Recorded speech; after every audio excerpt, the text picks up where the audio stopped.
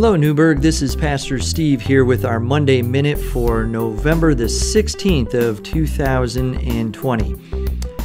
A couple of announcements that we want to make you aware of today. First of all, we've just concluded our stewardship campaign, and if you've not had a chance to make your pledge, you can go to do that at newburgumc.org/stewardship. There you can find your online pledge card, which you can download and fill out, and then you can email that back to us. If you've received a packet in the mail and you would like to fill out that pledge card, you can send that right back to us, or you can also drop it off here at the church office during normal business hours. We are still also taking donations for food and also for cash for our Thanksgiving dinner, which is coming up actually very soon. We've had to reimagine that and switch to a different format given the pandemic this year. And a lot of you have already responded to that, and we thank you for your generosity. And we look forward to still being able to bring a great Thanksgiving dinner for folks to individually have in their homes this year, and we need your help to do that. So if you're able to donate, again, you can make a cash donation through our website or dropping it off at the church, or bringing your food donation here to the church as well. At the end of this month, we are going to be starting our Advent series called Incarnation by Adam Hamilton. This is going to be, again, a congregation-wide experience that's going to involve children, youth, and adults, as well as Sunday worship through Advent season and into Christmas. And we hope that you'll be able to join us in any one of those matters, whether it is coming up to in Sunday morning worship, participating in one of our adult studies online that are going to be happening throughout the week, or for our youth and children's programs, which we're going to be making available during the season of Advent also. So look for those. It's going to be a great opportunity for us to come together and to understand what the incarnation of Jesus means, what the coming of Christ means for us in the world, and especially now where we need this time of unity and to understand how God comes to us in all times, in all places. We look forward to bringing that series to you. That will begin starting on November the 29th. Now, I went back and forth about how I was going to focus this Monday Minute over the last couple of days. But given the recent events that are going on in our state and our community, and with the governor's address and the new state health guidelines that were issued just yesterday, I think it's important to emphasize today what we're all going through.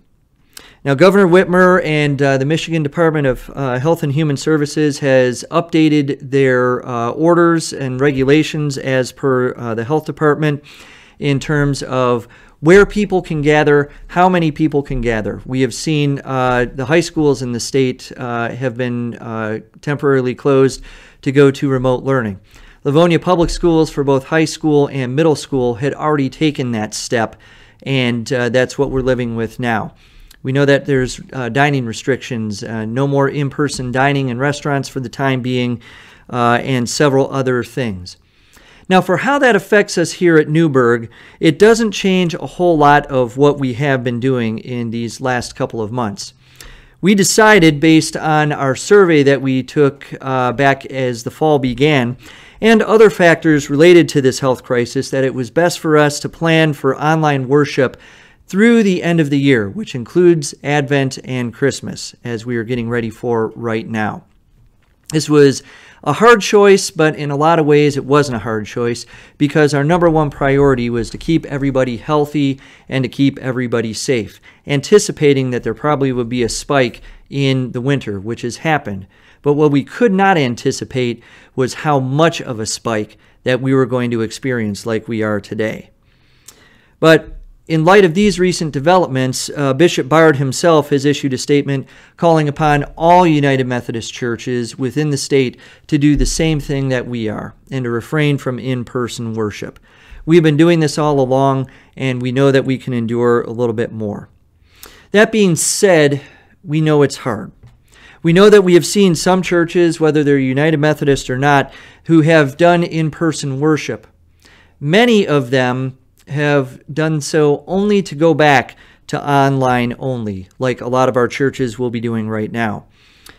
From a personal standpoint, just here in the state of Michigan alone, We have lost several retired pastors to COVID-19, and just recently an active pastor who had passed away from acquiring COVID, someone that I had known and had worked with previously in a different capacity several years ago.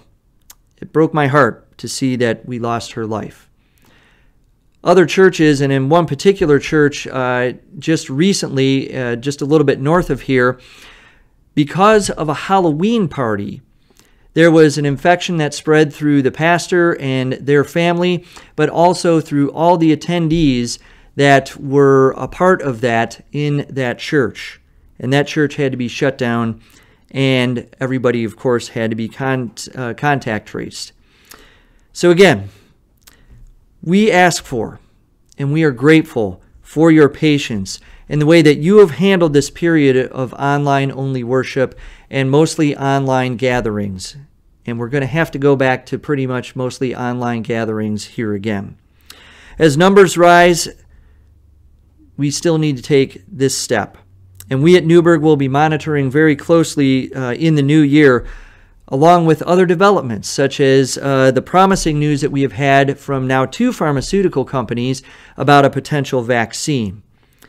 But all of these things we're going to have to take into consideration as we come to an understanding of what an eventual return to in-person worship will look like. I don't think we can say for certain right now if that is the right course right away in the new year. I don't personally think it is. But when we do get back to that, we're going to have a lot of things to consider. In the meantime, we have plans for Advent and the Christmas season. We still have our dynamic worship experiences, and we have some things that we can safely celebrate this season in a different way, where we can share in our fellowship and share in that ministry, but yet still do so in a socially distant, safe way. Our staff has been working very hard and diligently to make that happen, and we look forward to bringing you those things, particularly here in the month of December. I know that many of us are tired. Many of us just want this to be over. But the reality is far different. It's much better for us to protect the lives, especially now, of people, rather than doing things for the sake of tradition and potentially exposing people to harm. So as we prepare to celebrate these holidays, with Thanksgiving coming up and Christmas just being around the corner, we know things are going to look different. We know that we're probably not going to be able to gather with our families the way that we have traditionally done. We cannot gather with our church family the ways that we have traditionally done. But I would rather have a different celebration of a holiday if it means that we are following the greatest commandment to love our neighbor as ourselves. And that involves keeping everyone as safe and healthy as possible. The incarnation of Christ, the coming of Christ into the world, means that we do have hope. And we can have encouragement, especially given the circumstances in which Christ came into the world into the first place. And so I think we can endure. I know we can endure. The Apostle Paul gives a word of encouragement to the Colossians at the beginning of his letter, saying, "For this reason, since the day we have heard it, we have not ceased praying for you and asking that you might be filled with the knowledge of God's will in all spiritual wisdom and understanding, so that you may lead lives worthy of the Lord, fully pleasing to Him, as you bear fruit in every good work and as you grow in the knowledge of God. May you be made strong with all the strength that comes from His glorious power, and may you be prepared to endure everything with patience, while joyfully giving thanks to the Father, who has enabled you to share in the inheritance of the saints of light." I think that's a good verse for all of us, so that we might endure with patience in this time, even as we celebrate the coming of Jesus here in just about a month, but also knowing that we are standing for the principles of which He came, of loving God with our whole heart, mind, soul, and strength, and loving our neighbors as ourselves. As we look to a new hopeful future, hopefully with a vaccine on the horizon and with a hopefully reduced number of cases as we take these precautions here in our state. It is my prayer that as we endure these things, we trust that God will be with us, and I know God will be with us together and keep us together and keep us strong. So please stay safe and healthy. Wear a mask if you have to go out, but most of all, let's take care of each other by taking care of ourselves and loving our neighbors and our family members by staying away. Together with God's help, we will endure.